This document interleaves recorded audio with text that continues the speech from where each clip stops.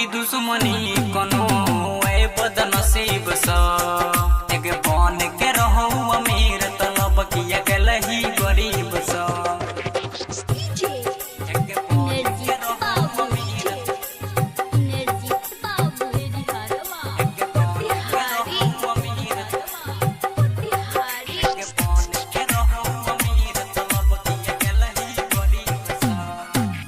मतलब के दिल लगी रहो मतलब के रहो प्यार गे पैसा के खातिर लवर तू बदल भी हजार गे मतलब के रहो दिल लगे मतलब के रहो प्यार गे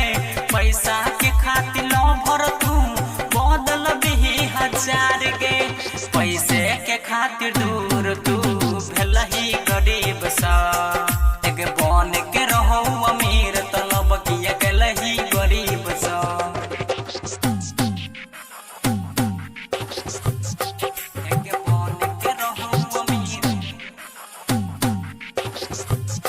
एक बन के रहो अमीर के रहो अमीर तलब किया के लही गरीब सा एक बन के रहो अमीर तलब किया के लही गरीब दिलबा हमर तरफ छै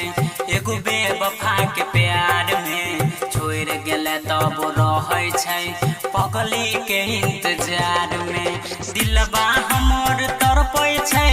एगो बेवफा के प्यार में छोड़ गेले तब रहै छै पगली के इंतजार में